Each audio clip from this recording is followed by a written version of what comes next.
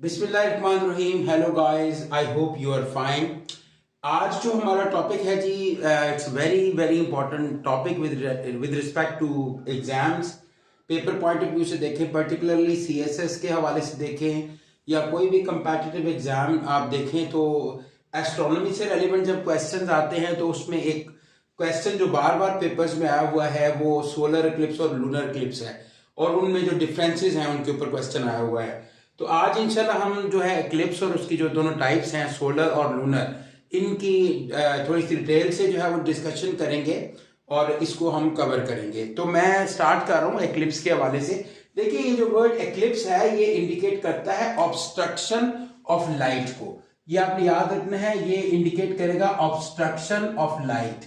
यानी obstruction of light means के light में जो रुकावट आती है, और ये पर्टिकुलरली जो है ये रेलिवेंट टू कैलेस्ट्रियल बॉडीज है। यानी जो कैलेस्ट्रियल बॉडीज होती हैं मींस के अर्थ है, मून है, सन है, इनकी जो रिलेटिव मूवमेंट है उन मूवमेंट की वजह से जब अर्थ और मून जो है वो जब मूव कर रहे होते हैं तो समहाउ इन सम केसेस वो सनलाइट को ब्लॉक करना शुरू कर देते हैं। उस ब्लॉकेज का जो फिनोमेना है उसको हम एक्लिप्स कहते हैं। अच्छा, इसको अंडरस्टैंड करने के लिए सबसे पहले हमें दो तरह की चीजों को अंडरस्टैंड करना है। एक कुछ चीजें होती हैं उनको हम कहते हैं ट्रांसपेरेंट, और कुछ होती हैं उनको हम कहते हैं ओपैक। देखिए, ट्रांसपेरेंट चीजें वो होती हैं जिनमें से सनलाइट या सूरज की रोशनी पास कर सकती है और उनका शेडो नहीं बनता, और जो ओपैक सब्सटेंसेस होते हैं या ओपैक ऑब्जेक्ट्स होती हैं सनलाइट उनमें से पास नहीं कर सकती और उनका शेडो जो है वो बनता है। अब ये जो अर्थ और मून है ये दोनों ओपैक ऑब्जेक्ट्स हैं। यानी ये इनका जब इनके ऊपर से इन लाइट फॉल करेगी तो लाइट इनके अंदर से पास ऑन नहीं हो सकेगी और इनका शेडो जो है वो प्रोड्यूस होगा। ठीक है, तो ये बात आपने बेसिकली जहन में रखनी है। अब ये जो इक्लिप्स की दो टाइप्स हैं, एक सोलर इक्लिप्स है और एक लूनर इक्लिप्स है। पहले हम सोलर इक्लिप्स के ऊपर बात कर लेते हैं। इस डायग्राम में ये चीज आपको वाज़ेह तौर पे नजर आ रही है कि ये सन है, ये अर्थ है और ये मून है। इस डायग्राम में यू कैन सी हियर कि जो मून है वो अर्थ और सन के इन बिटवीन आ गया है। जब मून अर्थ और सन के इन बिटवीन आ जाए तो मून का शेडो अर्थ की सरफेस पे जाएगा, अर्थ की सरफेस पे कास्ट होगा। इस फिनोमेना को हम सोलर इक्लिप्स कहते हैं। जैसे कि मैंने इसको डिफाइन भी किया है कि when moon comes between earth and sun it casts its shadow on the surface of earth. This phenomena is called solar eclipse. ठीक है, तो सोलर इक्लिप्स एक ऐसा फिनोमेना है जिसकी वजह से ये होगा कि मून का शेडो अर्थ पे कास्ट होगा जब मून अर्थ और सन के इन बिटवीन आ जाएगा। अच्छा, अब यहाँ पे ना एक और इंटरेस्टिंग बात है, ये आपको कुछ ये शेडेड एरिया नजर आ रहा है। इस एरिया को हम कहते हैं कि ये टोटल एक्लिप्स का एरिया है, टोटल एक्लिप्स। और इसको हम जो एस्ट्रोनॉमी है उसकी जुबान में बोलते हैं अम्ब्रा। अम्ब्रा रीजन या अम्ब्रल रीजन जो है वो इंडिकेट करता है जहां पे टोटल डार्कनेस होती है। तो जहां टोटल डार्कनेस होगी वो रीजन जो है वो अम्ब्रा या अम्ब्रल रीजन कहलाएगा। और ये जो ऊपर आपको रीजन नजर आ रहा है, ये वाला और ये वाला, यहाँ पे पार्शियल डार्कनेस है, तो इस रीजन को हम बोलेंगे पेनम्ब्रा। तो यहाँ पे आप दो टर्म्स याद रखिएगा, अम्ब्रा और पेनम्ब्रा। जहां पे टोटल डार्कनेस होती है उसको अम्ब्रा कहते हैं और उसकी सराउंडिंग में जो रीजन होता है उसको पेनम्ब्रा बोलते हैं। तो ये सोलर इक्लिप्स की डायग्राम है और मैंने इसकी डेफिनेशन आपको बताई। अब हम लूनर इक्लिप्स पे आ जाते हैं। तो लूनर इक्लिप्स जो है ये उस वक्त लगता है जब अर्थ सन और मून के बिटवीन आ जाता है। जब अर्थ, जैसे मैंने पहले आपको बताया है कि earth is an opaque object, तो अर्थ जब मून और सन के बिटवीन आ जाएगा तो अर्थ अपना शेडो मून के ऊपर कास्ट करेगा। इस फिनोमेना को हम लूनर इक्लिप्स कहते हैं। ठीक है, तो आप इसकी डेफिनेशन भी देख सकते हैं कि when earth comes between moon and sun it cast its shadow on the surface of moon. This phenomena is called lunar eclipse. यहाँ पे भी जो शेडेड एरिया है उसको अम्ब्रा और जो उसकी सराउंडिंग में एरिया है उसको पेनम्ब्रा ही कहेंगे। अच्छा, ये तो एक डेफिनेशन के हवाले से जो है हमने एक डिफरेंस जो है इसका पढ़ा है। अच्छा, अगर दूसरा डिफरेंस हम देखें तो इट्स वेरी इंटरेस्टिंग कि solar eclipse occurs solar eclipse occurs at day time. Definitely जो सोलर एक्लिप्स है वो दिन के टाइम लगेगा, डे टाइम पे होगा, रात के टाइम पे सोलर एक्लिप्स नहीं हो सकता। जबकि जो लूनर एक्लिप्स है, lunar eclipse occurs during night. तो नाइट टाइम में जो है ये ड्यूरिंग नाइट टाइम जो है वो लूनर एक्लिप्स होगा। ठीक है, तो ये दूसरा डिफरेंस है, दो दैट इज वेरी लॉजिकल कि जो लूनर एक्लिप्स होगा वो रात के टाइम होगा और सोलर एक्लिप्स जो है वो डे टाइम में होगा।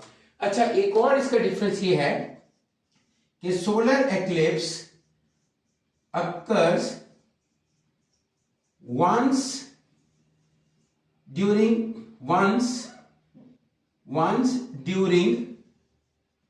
18 months, यानी 18 महीनों में एक दफा सोलर एक्लिप्स जो है वो जरूर लगता है। जबकि लूनर एक्लिप्स जो है, लूनर एक्लिप्स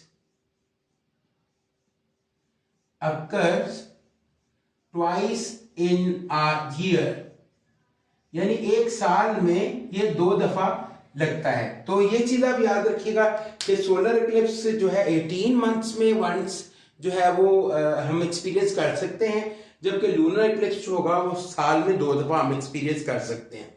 अच्छा, इसकी जो ड्यूरेशन होती है, ड्यूरेशन इज 5 to 7 मिनट्स। जो सोलर एक्लिप्स होता है ये इसकी जो ड्यूरेशन है वो 5 से 7 मिनट्स होती है। इससे ज्यादा यूजुअली सोलर एक्लिप्स जो है वो नहीं सस्टेन करता। जबकि जो लूनर एक्लिप्स है, lunar eclipse can last hours, यानी इसकी जो टाइम ड्यूरेशन है वो ज्यादा हो सकती है। तो ये एक डिफरेंस है, ये भी आपने याद रखना है। इसके बाद एक और डिफरेंस है कि it occurs on new moon. जो न्यू मून फिनोमेना है या न्यू मून है, सोलर एक्लिप्स न्यू मून पे होगा। जबकि जो लूनर एक्लिप्स होगा, लूनर एक्लिप्स जो है it occurs on full moon. ये फुल मून पर जो है वो एग्जिस्ट करेगा, क्योंकि जो फुल मून है, जब मून ऑपोजिट आ जाता है सन के, तो ये याद रखिएगा, ये फुल मून फेज वो फेज है जहां पे मून सन के बिल्कुल ऑपोजिट आ जाता है। तो तभी पॉसिबल है जब मून सन के बिल्कुल ऑपोजिट आ जाए और अर्थ बिटवीन आ जाए, तो फिर ये लूनर एक्लिप्स जो है वो हो सकता है पॉसिबल। ठीक है, तो ये फुल मून में जो लूनर एक्लिप्स होगा ये हमेशा फुल मून फेज के अंदर आप ऑब्जर्व कर सकेंगे, जबकि ये न्यू मून फेज के अंदर आप ऑब्जर्व कर सकते हैं। अच्छा, ये चीज ध्यान में रखिए एक और कि it is dangerous to see during day time और विद नेकेड आई। अच्छा, यहां पे एक बड़ी इंपॉर्टेंट चीज है कि आप जो सोलर एक्लिप्स है उसको नेकेड आई के साथ आप ऑब्जर्व नहीं कर सकते, क्योंकि इसकी वजह से आपकी विजन जो है वो लॉस हो सकती है। ठीक है, रेडिएशन की जो इंटेंसिटी है उसमें वेरिएशन आ रही होती है और जो हमारी आई का स्ट्रक्चर है वो डैमेज हो सकता है अगर हम इसको नेकेड आई के साथ देखने की कोशिश करें। तो it's dangerous and it is not recommended कि हम इसको नेकेड आई के साथ ऑब्जर्व करें। जबकि lunar eclipse can be, lunar eclipse can be seen through naked eye. तो ये हमारी विजन के हवाले से कोई डेंजरस नहीं है, आप नेकेड आई के थ्रू जो है इसको ऑब्जर्व कर सकते हैं।